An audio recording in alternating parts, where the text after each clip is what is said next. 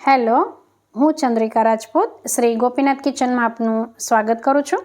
આજે આપણે બનાવીશું મકાઈની ધાણી।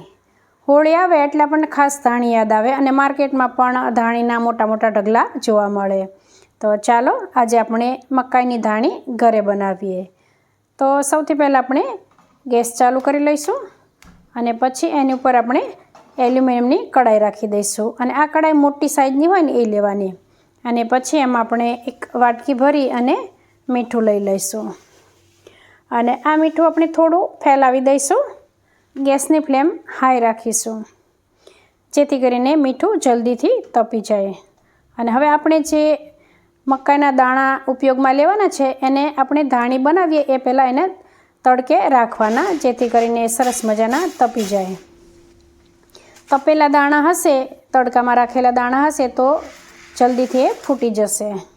હવે એક મુઠ્ઠી ભરીને અને બીજા થોડા મકાઈના દાણા હું આ કડાઈમાં લઈ લઈશ અને હવે આને આપણે ચમચાથી હલાવીશું અને પછી આ મકાઈના દાણા ફૂટવાની શરૂઆત થાય એટલે પછી આપણે આને ઢાંકી દેવાનું છે અને આપણે થોડી આમ થાળી ખુલ્લી રાખીશું અને થોડી વાર હલાવીશું અને પછી આપણે એકદમ ઢાંકી દઈશું, નહીંતર આ બધા બહાર નીકળી જતા હોય છે એટલે આપણે ખાસ ઢાંકવું પડશે। અને આ થોડી જ વારમાં બધા મકાઈના દાણા ફૂટી જશે અને ધાણી તૈયાર થઈ જશે। આપણે જોઈએ છીએ કે માર્કેટમાં હોળી પર બે જાતની ધાણી મળતી હોય છે, એક મકાઈની ધાણી અને બીજી જુવારની ધાણી। તો મકાઈની ધાણી બનાવવી એકદમ સહેલી છે, જ્યારે જુવારની ધાણી બનાવવાની પ્રોસેસ થોડી અલગ હોય છે।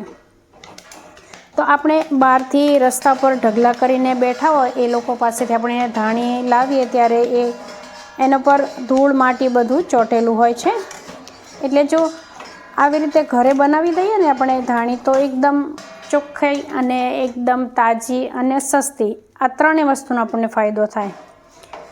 એટલે આવી રીતે ધાણી ઘરે પણ બનાવી શકાય છે, બહુ સરળતાથી બની જાય છે। હવે જુઓ, અહીંયા બધા જ મકાઈના દાણા ફૂટી ગયા છે અને ધાણી થઈ ગઈ છે। હવે મેં ગેસની ફ્લેમ બંધ કરી દીધી છે અને હવે આને આપણે એક પ્લેટમાં કાઢી લઈશું।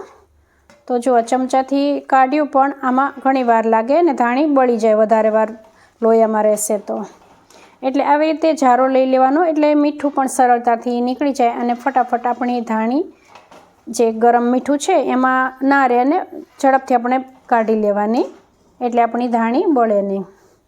અને હવે જે બીજા મકાઈના દાણા વધ્યા છે એને પણ હું આવી રીતે ફોડી લઈશ, એની ધાણી બનાવી લઈશ। એટલે ધાણી બનાવવા માટે થોડી થોડી મકાઈનો જ ઉપયોગ કરવાનો છે। હવે જુઓ, સરસ મજાની ક્રિસ્પી ધાણી તૈયાર થઈ ગઈ છે, જુઓ એકદમ તાજી ચોખ્ખી।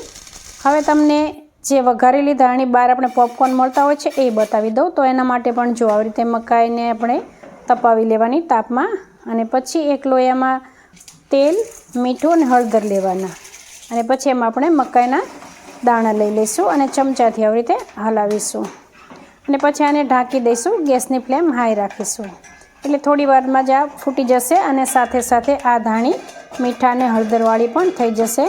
એટલે આ વઘારેલી ધાણી ટેસ્ટમાં ખાવામાં ખૂબ સરસ લાગે છે, પણ આપણે પ્રસાદી માટે ધાણી બનાવવાની હોય તો આપણે મોળી ધાણી બનાવવી પડે, જે આપણે હોળીના દર્શન કરવા જઈએ ત્યારે આપણે લઈ જતા હોઈએ છીએ।